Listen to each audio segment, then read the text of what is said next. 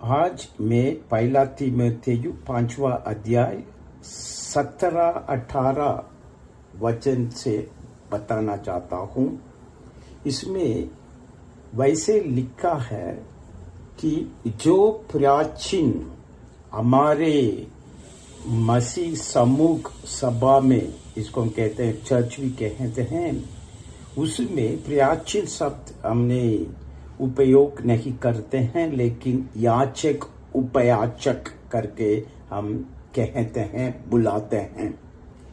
लेकिन प्राचीन अच्छा प्रबंध करते हो, यानी कि यदि कोई हमारे मसीह समूह सभा में इन्हीं लोग अच्छा काम कर रहा है, अच्छा प्रबंध कर रहा है उसी सभा को चलाने के लिए, उसी के बारे में बता रहा है पौलुस। यानी कि हम याचक उपयाचक दोनों मिलके उसी सभा को अच्छी तरह चलाना है। विशेष करके वे जो वचन सुनाने और सिखाने में परिश्रम करते हो, वो ज्यादातर हमने हर सभा में कम से कम 3 उपयाचक होना चाहिए। उन्हीं लोगों को वचन सुनाना है, वचन सिखाना है। ये तो हम भी कह रहे हैं, घर घर जाके उन्हीं लोग परिवार का प्रार्थना बाइबल पढ़ के करने के लिए भी हम उन्हीं को कहते हैं। यदि वैसे काम करने वाले के बारे में पौलुस क्या कह रहा है कि सुनाने और सिखाने परिश्रम करते हो, 2 गुने आदर के योग्य समझा जाए। 2 गुने यानी कि हम तो इनको आदर करना ही करना है। कौन सी? याद रखो, कोई भी हमारे सभा को चलाने वाला याचक उपयाचक को सभी लोग या आदर करना है। यदि उन्हीं लोग वचन बांटने वाला है, सुनाने वाला है, तो उनको हमने थोड़ा पैसा भी मदद करना है।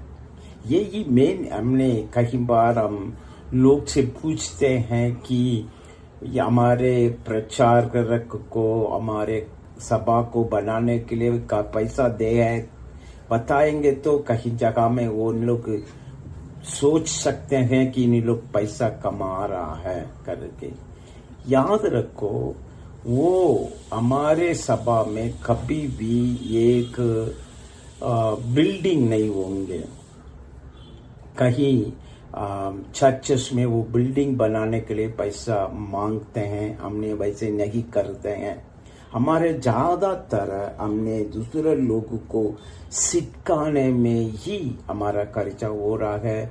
इसीलिए कितने लोग सभा में आ रहा है, उन्हीं लोगों को हम कह रहे हैं कि हर हफ्ते 100 के ऊपर दे दो। परिवार, सभी परिवार मिलके, यानी कि एक परिवार 100 रुपया देने के लिए, यदि 5 परिवार आ रहा है तो हर हफ्ते 500 रुपया ये काम के लिए, कलीसिया के काम के लिए, हमारा सभा के काम के लिए देने के लिए मैं उत्साहित करता हूँ, ताकि उन्हीं लोग हमारे परिश्रम करने वालों को थोड़ा मदद मिल सके।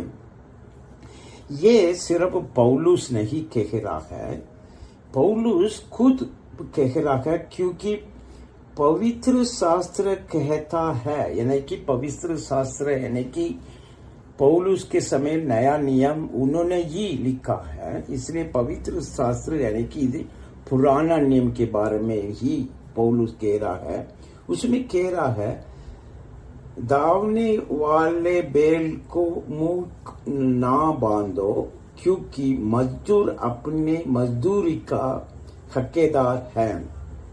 अभी कोई मजदूर है, वो काम करने के बाद उनको तो वो मजदूरी तो मिलना चाहिए। वैसे ही हमारे याचक, हमारा उपयाचक कहीं भी गांव के अंदर काम कर रहे हैं तो वो तो उनको मजदूरी तो चाहिए। उसी को कई लोग सोच रहे हैं कि अंग्रेजी लोग ही कलीसिया बनाने के लिए, नहीं तो समूह का सभा, मसीह समूह का सभा बनाने के लिए पैसा देगा करके, वैसे नहीं।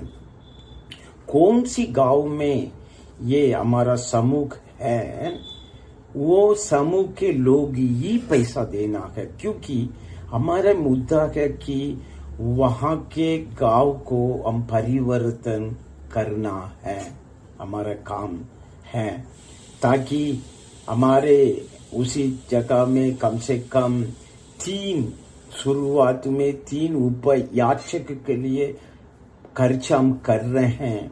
उसी खर्चा के लिए भी आप लोग पैसा देने के लिए ये सोचना है। कई बार लोग सोचते हैं हम कलीसिया जाएंगे तो, चर्च जाएंगे तो हमको पैसा मिलेगा करके। याद रखो, वैसे नहीं।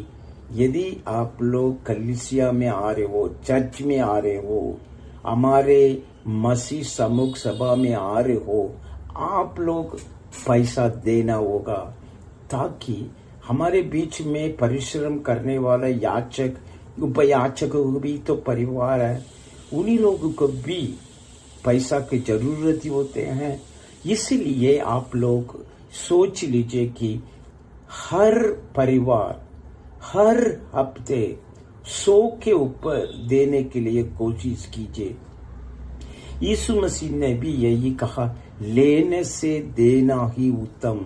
इसके मतलब आप लोग कभी भी ये मत सोच लीजिए कि कलीसिया से मेरे को क्या पैसा मिलेगा, लेकिन वैसे आप लोग सोचना है कि मैं कलीसिया के लिए, ये हमारा समुदाय सभा के लिए कितना पैसा दे दूंगा करके आप लोग निर्णय कर लिए। हर हफ्ते आप में इकट्ठे होते समय याद रखो, एक परिवार यदि 100 रुपया के ऊपर भी डालेंगे तो हर महीने उन्हीं लोग ज्यादा से ज्यादा 500 रुपया ही दे पाएंगे। यदि वैसे देंगे तो आप, यीशु मसीह आपको आशीष करेगा। आप लोगों को मालूम है कि कलीसिया क्या है, नहीं तो समूह क्या है, मसीह का समूह क्या है, यीशु मसीह का अंग शरीर है। इसलिए याद रखो, कलीसिया एक अंग्रेज लोग का है नहीं है, आपके गांव का है, आपके गांव में परिवर्तन होने के लिए। इसलिए मैं आप लोगों को उत्साहित करूंगा। वैसे भी बाइबल में लिखा है, वैसे आपने देंगे तो यीशु मसीह जरूर आपको भी आशीष करेगा। यीशु मसीह हमके भूलेंगे नहीं है। इसलिए आप लोग निर्णय के लिए हर परिवार हर हफ्ते 100 के ऊपर देने के लिए निर्णय करके उसी को देने के लिए आप आगे आने के लिए मैं आप लोगों को उत्साहित करता हूँ।